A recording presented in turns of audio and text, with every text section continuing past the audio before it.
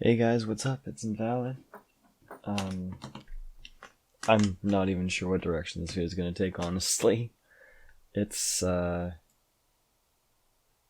almost 8 in the morning. The sun's out. I have not slept a wink yet. And for some reason, I'm deciding to record, so I'm probably going to get less than 3 hours sleep. But there has been... I'm not sure if I'm going to call this an update or what, but there has just been so much going on the past few days. It's crazy. And it's not anything like, it's not anything really external. There's not a whole bunch of deaths in the family or anything like that, or moving to a different place. It's just mentally, physically, emotionally, I have a lot going on, and it's not bad. It's actually awesome that I'm having all this go on. Although it's a detriment to my sleep pattern and my sleep schedule.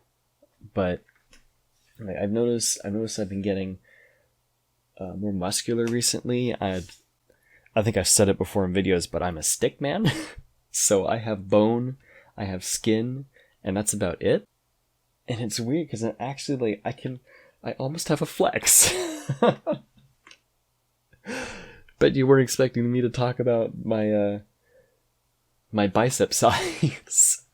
I can poke something now.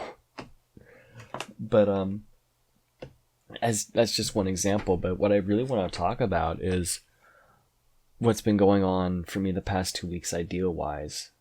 And it doesn't have, well, I was about to say it doesn't have much to do with video ideas, but it really does. The first part, I ended up watching somebody's Let's Play. Some of you may know this guy, Fen Phoenix. I know I've called him out as a major inspiration to my channel several times. Well, not several times, but I've definitely mentioned him a few times. And in my Q&A I did, I don't know how many years ago. How many years ago was that? Is that like... I would go to my creator studio, but I don't want to bring up a bunch of information that I have to blur out. I'm tired and I'm feeling super lazy right now. So QA. Shit. Q and A. There we go. 3 years ago? Are you kidding me? Holy shit. It's been 3 years since I did my Q&A. Wow. Maybe that's something I can do in the future. Not right now, but... I know I mentioned him as an inspiration to my channel. Anyway, the whole point of this was... he's been putting out videos recently. He quote-unquote retired a while back, and he's been putting out videos again recently, and it's awesome. He's honestly one of my favorite YouTubers, especially when it comes to anything thief-related. But he's very charming in his own way. He babbles a lot, which I enjoy. He's very quirky sense of humor, and I like it. But anyway, he has a System Shock 2 Let's Play, and after watching some of his more recent videos, I decided to binge on one of his playlists, and I found somewhere deep within the lexicon of everything Fen related, I found that he had done a System Shock 2 Let's Play. There it is. And I was watching this, and I just had this idea of designing an entire game with kind of a similar concept to System Shock 2 or System Shock 1, where it's this AI that kind of goes crazy, and you have a ship that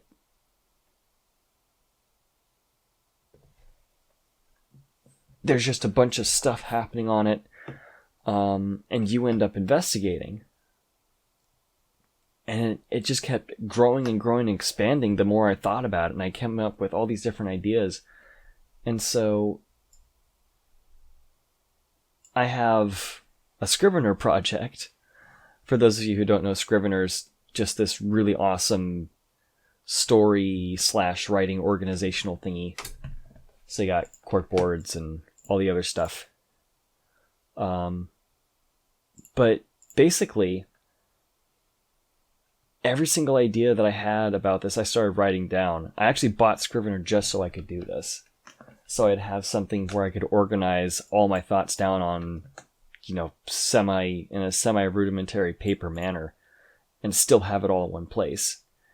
And there's a lot that I haven't fleshed out. It's still in my head, but it's just, it's crazy, And it kept bugging me, this whole idea about System Shock. And so I ended up finding games. I don't know why I'm telling you all this, but it's 8 o'clock and I'm tired as fuck, so who cares? So I ended up also looking up a bunch of games that are like System Shock. So I came across some titles that I'd never heard of, as well as some ones that I either have already played or knew about or this, that, and the other thing. And also, by the way, this is just if there's something that has a memory leak or something like that, I can just hit this and flush the memory. So it's, it's running again instead of lagging everywhere. I've had that a couple times where I've ended up using that just to speed things up. It's still on the hunt for a car. I feel like I'm explaining everything and have zero direction as to where I'm going with this. But yeah, so there's that. I've been on a Dead Space / System Shock / everything cyberpunk space-esque recently. And there's a cool little game that I didn't know about until recently that I ended up buying. I actually have no idea if it's good or not, but it seems interesting in concept. Let me just drag this over real quick. This is beta release for, I guess, the new Steam Loop library UI, and I'm not super fond of it, but I don't know. Everyone's trying to look like Discord now, and I don't necessarily like it, but it has its pros and cons. I just wish they'd have the uninstall option right here instead of under manage. I guess at least the install's right there, but anyway. So there's Solarix, there's kind of more of a puzzle game called Intrepid, which I have installed right here. And I learned about this one earlier on, actually. This I learned about through, there's a game engine called Godot. It's a... Whoop. Suddenly my screen recording thing's very visible. But it's a really small, really efficient little game engine developed at MIT, I think. And it's public domain. It's free to use and open source to develop for your own needs. So, yeah, don't owe anybody a cent. And it's got a really cool base already. So I'm trying to learn a little bit along with everything else. Like, I'm trying to learn how to 3D model. I'm trying to learn Godot. I'm trying to learn basic coding. Just way too many things at once. Like, I mean, even freaking trying to learn music and stuff like that. Like, I've made so many instruments, it's crazy. And sorry if I keep switching back and forth between screens and it's messing people up. But yeah, I'm open up Credo real quick, because maybe me drawing out stuff on a pad will be a little more interesting and also help me organize my thoughts a bit, or at least help you understand my train of thought. Yeah, right. And then, is this not plugged in? Uh-oh. This might not be plugged in. No, my drawing pad isn't plugged in. Why do you do this to myself? I might just end up using my mouse and keyboard for this. Nope, it looks like it worked. Let's see.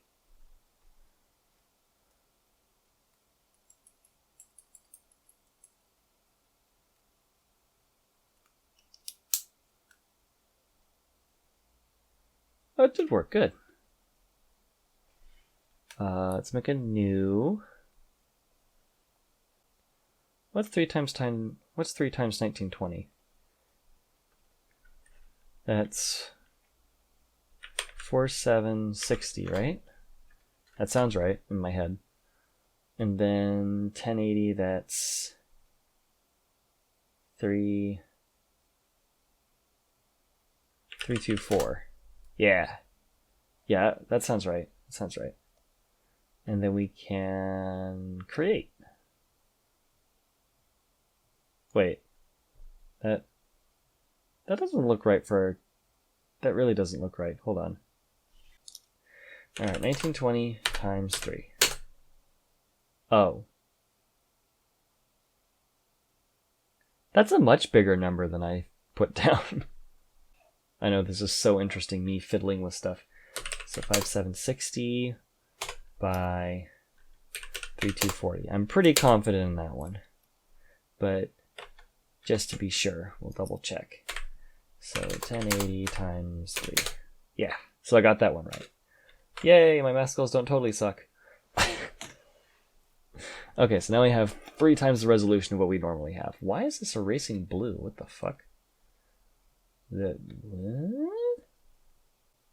I'm so confused. Oh well. Oh, that would be why, because this color is just... That makes no sense. Whatever. Okay.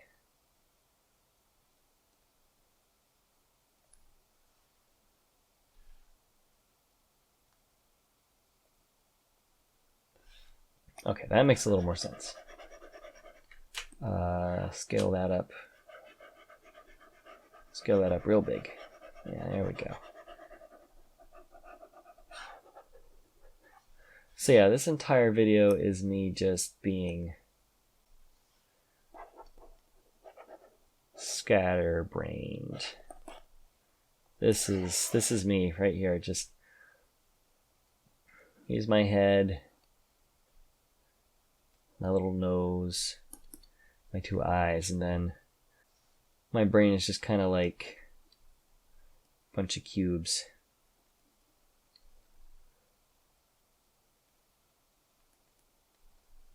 All just kind of doing their own thing. The whole scatterbrained look, and so on and so forth. You get the idea. This is me right here. I'm scatterbrained. So anyway, what was I talking about? So yeah, I've been working on the whole System Shock? There's an idea. Whole System Shock thing for a while. And then I recently did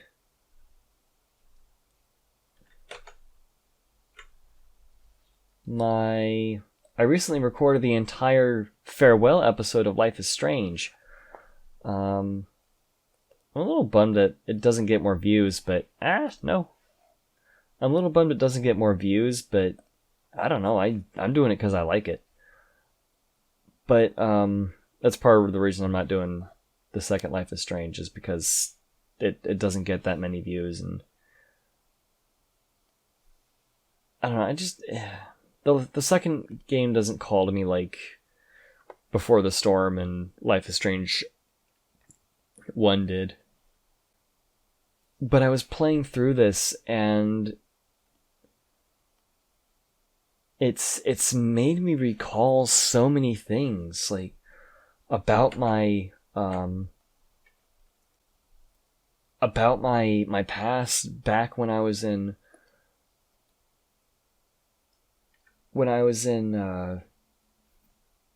school, and when I was in Idaho, and thinking about all the times with my best friends, and just the dynamics that we have, where it's, well, the dynamics that we have and that we don't have. So, you know, the thing with Max and Chloe is that they're both so connected with each other, and further on in the, well, I mean, further on in the timeline, it's actually very prevalent in the first game itself, but with Max and Chloe and with Chloe and Rachel, it's the friendship becomes such a deep bond. Yeah, I'm just going to be lazy and do that.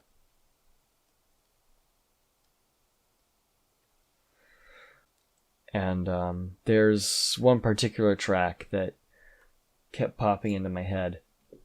Let's see if I can find it. Yeah, I have a whole bunch of soundtracks here, including these soundtracks. That's the original. Hold on. This one. It's like, always said I was a good kid. Always said I had a way with words. that was stuck on my head for probably 5 or 6 days. No exaggeration. I've been doing a lot of thinking about that, man. Like, the thing that I love about Life is Strange is that it has such an emotional impact, not just because the stuff it talks about is deep. Like, it's talking about the things that a lot of girls and people in general go through when they're in high school, where you have the cyberbullying of the modern day and people acting out insecurely.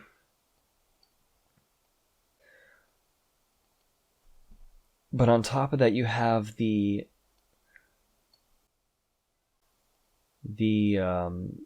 relationships with each other, you know, some good and some bad. And some people manage to take it well, other people's not so much. You know, some people look at their life and feel ashamed, and they're looking at it. You know, the biggest relief they can get is from the second story or third story of a tall building, and having all those people watching, you know, their final decision, you know, because they feel like there's nothing left. And the other thing that's so impactful about the Life is Strange series is the choices that you make. And how relatable those choices are. Because, I mean, one of the things... I mean, Life is Strange, the original and Before the Storm, did such a good job of making the characters seem like everyday people. Max and Chloe both remind me of how I was when I was their age. You know, when I was 15, I was feeling kind of quirky and not sure of... I can't really say I wasn't sure of who I was, but I knew...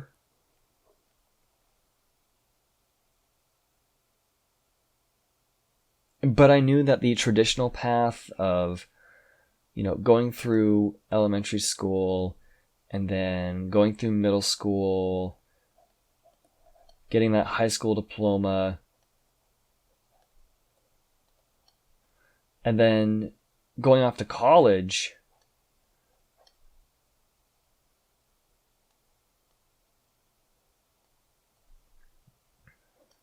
and getting that big degree just wasn't for me, you know.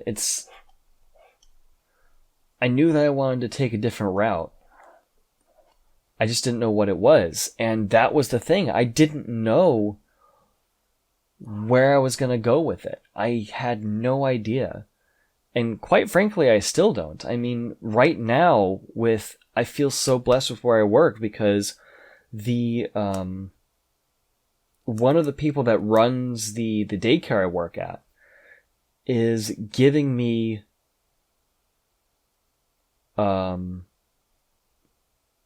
mentoring, essentially. We sit down, we schedule out just one day out of the week, and then we sit down for maybe an hour or so, and we just talk about where I want to be in life,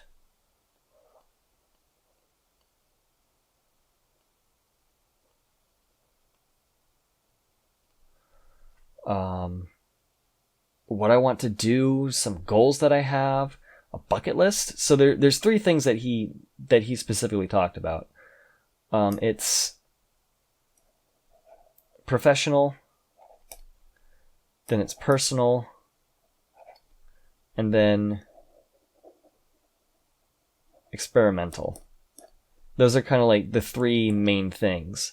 So professional is like, what do you want as far as a career, something satisfying, something that you could do for the rest of your life that brings in the money, that leaves you feeling like you're making a contribution to the world for what you're doing, right?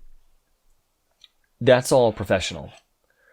With personal, it's more, what do you want to do in your life to feel like you're bringing forth your best you? So in my case, one of the things that I know is big for me is having a deep connection with nature. And I've talked about this before on my channel, where going to Idaho was so powerful for me because I was being immersed in the natural world. I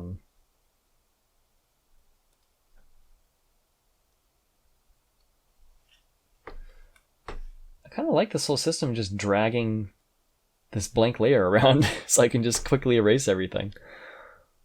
But like for me, Idaho was all about the natural world and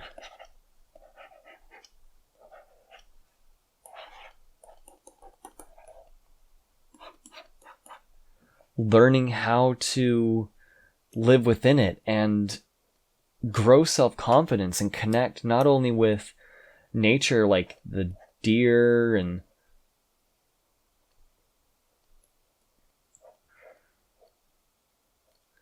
the squirrels and the birds and whatnot, but also to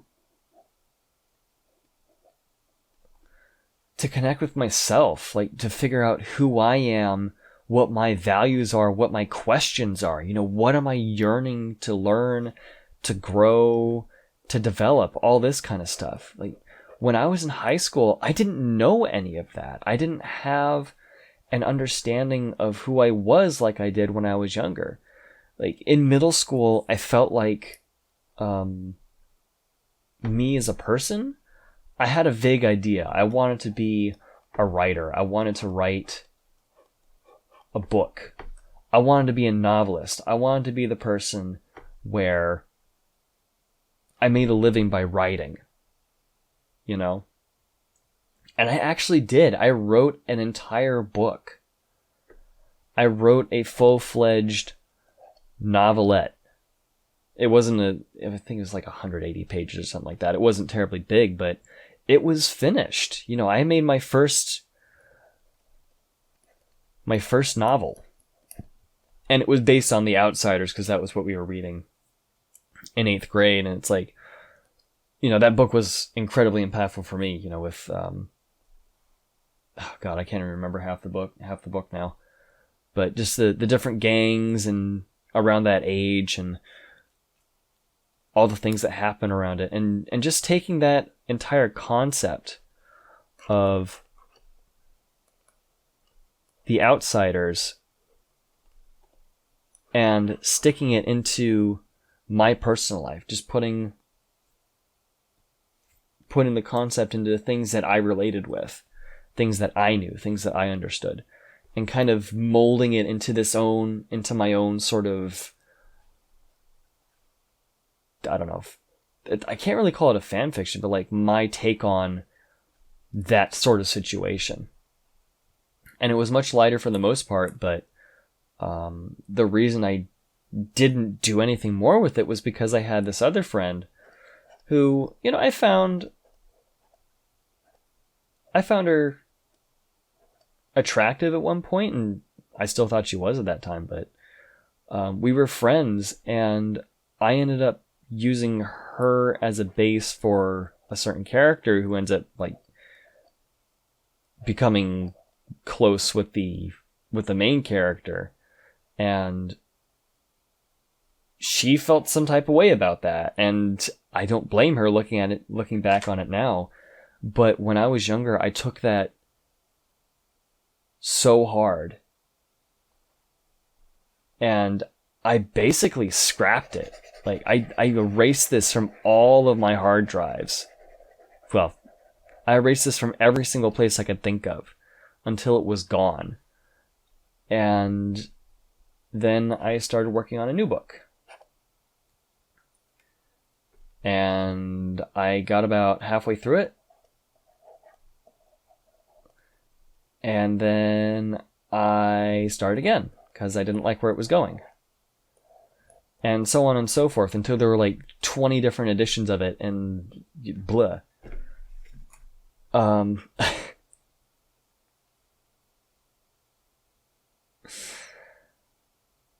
The point is, remember, this is me right now. I'm scatterbrained.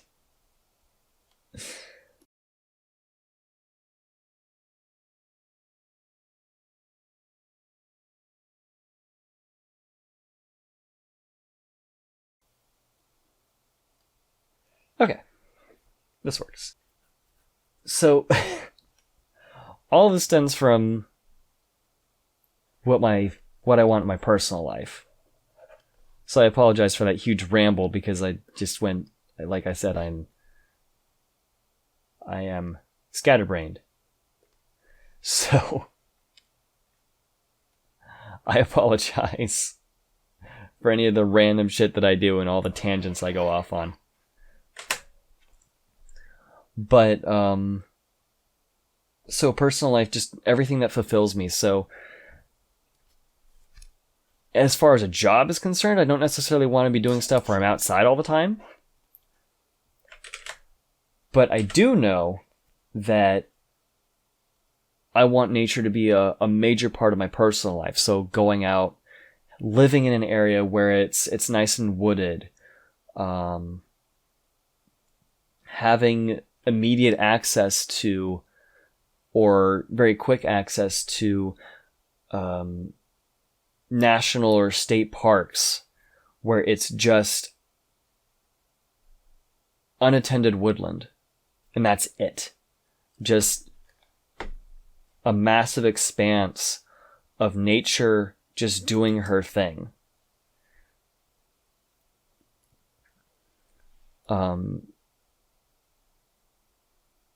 Just having that accessible to me.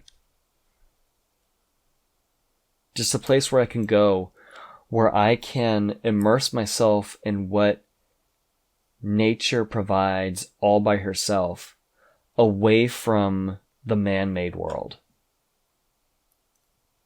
You know, immersing myself back to the human roots of where our heritage is from. Because that is our heritage. We have all the things that we've inherited from our ancestors, where they've built these massive structures and these inventions and all these wonderful things that help us in our daily lives. But going back to a place where all these buildings and all the noise of the modern era is just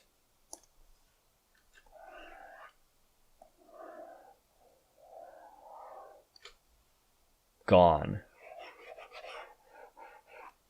Where I can connect with myself again. Because I have a very hard time doing that when I'm in any sort of urban setting. And and having emotional connection with myself and other people. Like, I want to be emotionally available. And that doesn't mean I'm wearing my heart on my sleeve necessarily, but I want to be emotionally available. And that even includes with you guys. Like, I know that I personally have a hold up about being too open because I don't want people finding out exactly where I live, who I am, and all that kind of stuff. But I still want to be open like I am right now with you guys, where I'm telling what's going on for me. I'm telling what's going on in my heart and in my brain, you know? This very almond-shaped brain. And I don't even know what this is. I think that was supposed to be a heart, but I don't. It's a thing. Well, it's special. I think my heart is much better shaped than that, but it's a thing. Like I said, it's currently 8:30 in the morning, so I'm a little delirious, as I've stated many times before.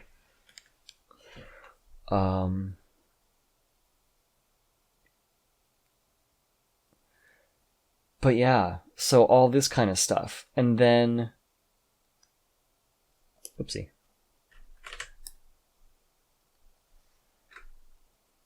And then experiment.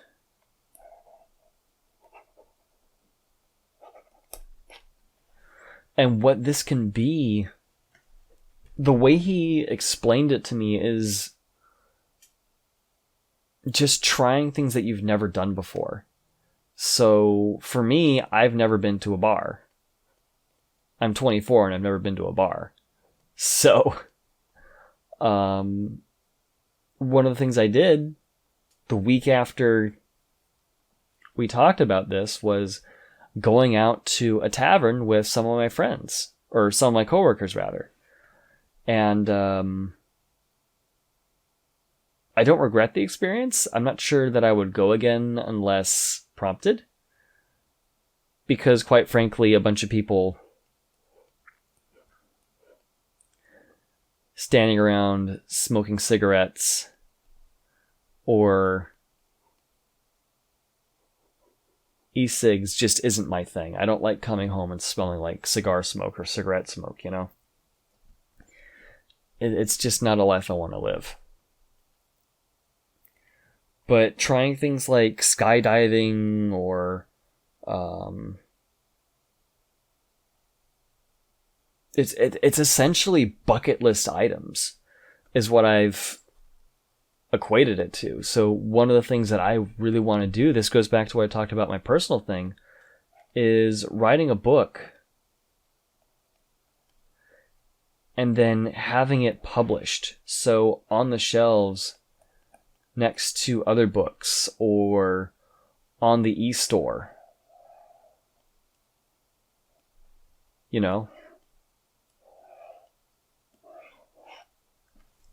So having something where I have written it and published it and have a physical book to sell, and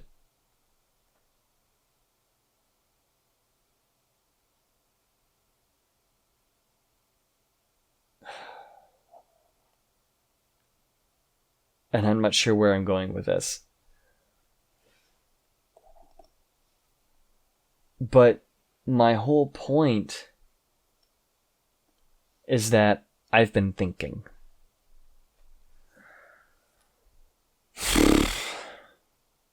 I've been doing a lot of thinking recently. And to bring up Dear Fen Phoenix again,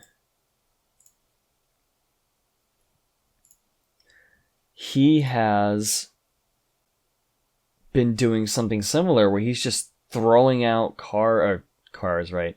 He's throwing out videos where it's just him talking about something.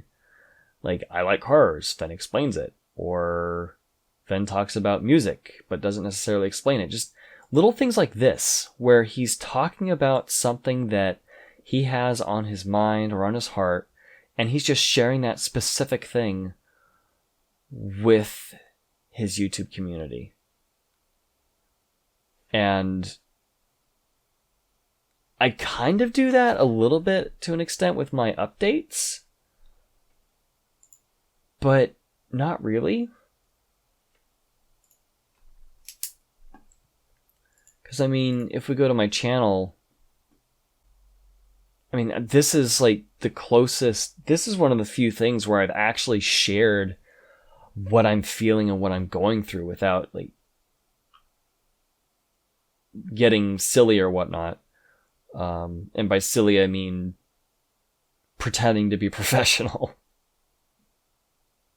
I'm talking about it now, and it's something that I've actually kind of done, but it's mostly been in my nature videos, and I haven't done one of those in a long time.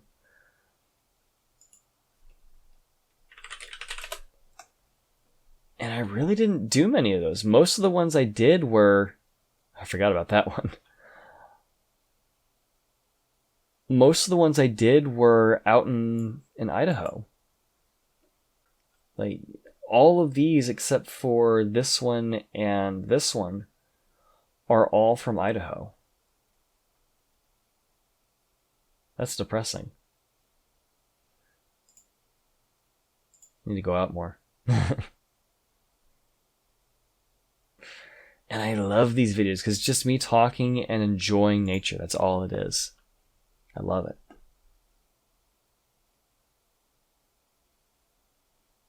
Maybe that's going to be my one thing. Something I've been hearing a lot is having one thing that you do every day that just feeds your essence, feeds you. And for me, for a while, that was just doing this, just putting ideas in here. Or doing one of these videos. Just one video a day, so I could slowly build up my knowledge of Blender over time. The problem is, I've noticed I don't do well with keeping a consistent habit. If I'm intentionally trying to do it, it takes a lot of willpower. So, part of the work is understanding why I either avoid or have resistance to it. And I know with this, with any of these things where I feel like I'm getting to a point where I'm learning something and I'm actually growing as a person or whatnot, I've run to the issue of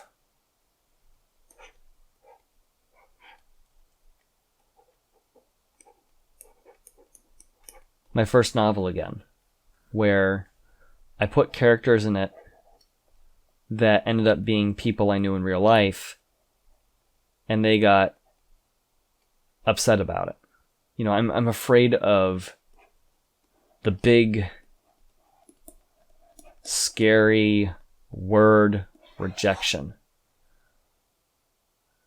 I'm super scared of it.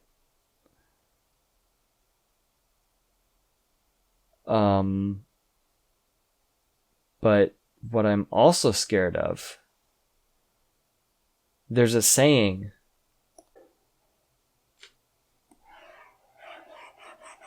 that it is not... How's it go?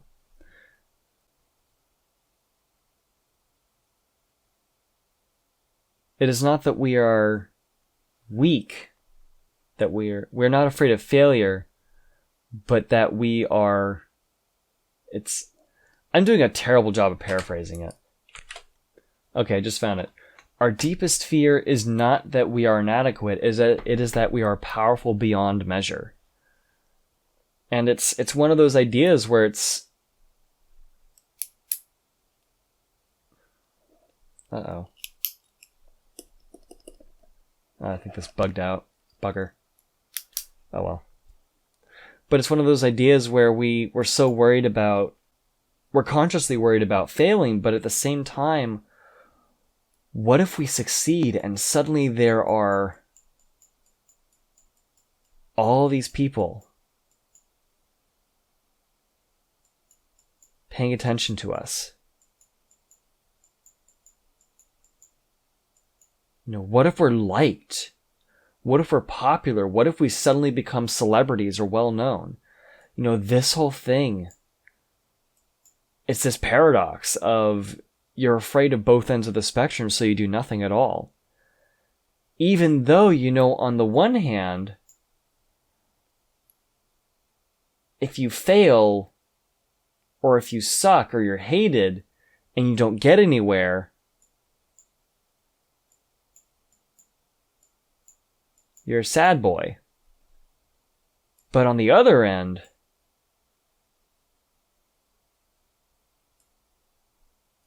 look at all that success.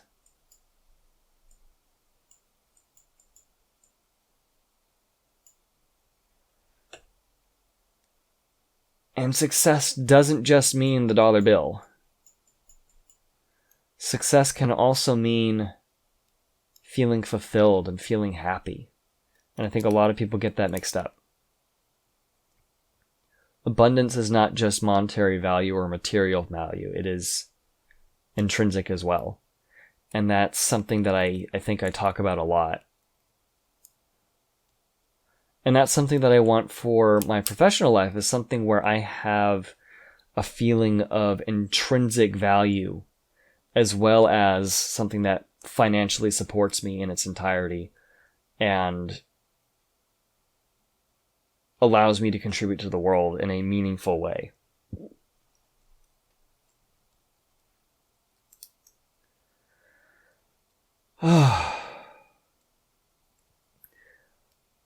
And all of this because I was listening to Life is Strange stuff and my history is coming back up. I mean, have you ever had a moment where you're just, you're kind of doing your own thing, doodaloo, and then it feels like you've gone back in time in your head?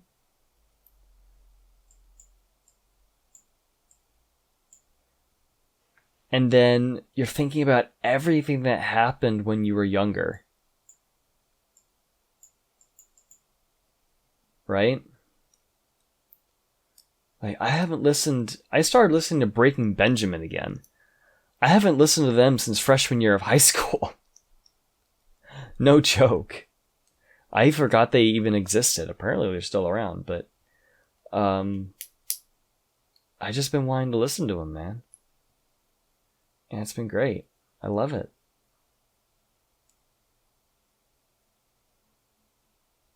But yeah. I really want to do not a review necessarily of Life is Strange and Before the Storm, but an analysis and a personal take on it. What my views are on it. And I'm sure it's been said in a bunch of other videos already, since that series has been out since 2015. And seriously, I made that series in 2015. I'm kind of curious when I put this video out.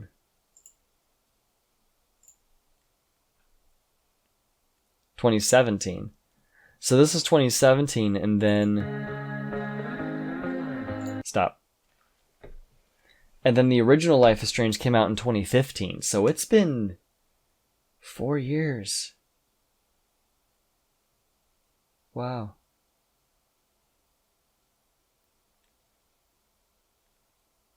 Making me question my life here.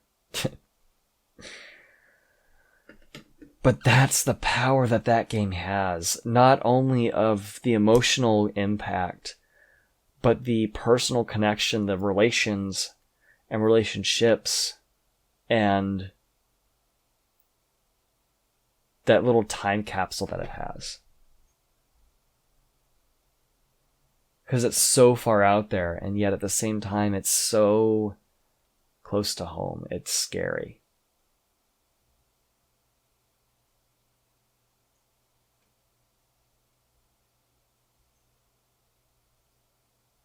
I've been thinking about that game a lot, and I mean, after I played the farewell episode, there was a lot of stuff I wanted to do immediately after it, and then I ended up going on an entire, just taking a couple days to look back over where I've come in my life and as a YouTuber. I mean, no lie, I ended up watching my entire, well, not the entire thing, but I watched the first episode of Life is Strange Before the Storm. I watched the full first episode of the game and my playthrough of it, and I watched, I think, about a third of my Let's Play of the original Life is Strange. Like, it wasn't a popular Let's Play on this channel, but it's so close to my heart. And it's been long enough now where I can stand the massive decrease in quality. The lack of quality that my microphone and my computer and recording software had. Like, it has that retro feel now, so I don't have to cringe every time I hear myself talk or watch the video and see it's at this choppy frame rate. Because I had a shitty computer back then. It wasn't shitty. You're not shitty. You did good for what you were back then, PC. You did good. With your little GT 635. Upgraded since then to a 1060. Running games much smoother now. It's awesome. It's beautiful. Love it, love it, love it. Yeah, you're a bigger beast now, huh? Anyway. I have talked for almost an hour, so I'm going to take probably about half an hour just cutting this down a little bit and rendering it for you guys.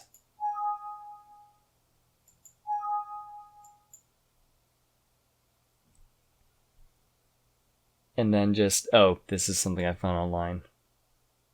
This isn't actually from Dark Souls. This is just, I saw this wallpaper and found this. This was some sort of email I was getting, like, email list I was on years ago when I saw this. It's like, you know what? I'm going to put this on a picture and have it in my background to remind me of it. But, yeah. So I'm going to cut this video down a little bit, render it, and then stick it up so you guys can watch it or not. You know, up to you. But yeah. So anyway, thank you so much for watching, guys. If you did, managed to get through my rambles, my tangents. And this boy is gonna go to bed. And I guess I'll see you in the next Life is Strange video or whatever else comes before or after it. So have a great day, everybody. Take care. Bye. Love ya. Love you all. Goodbye. Bye. I'm gonna go sleep now. Good night. Good day. Morning. Fuck!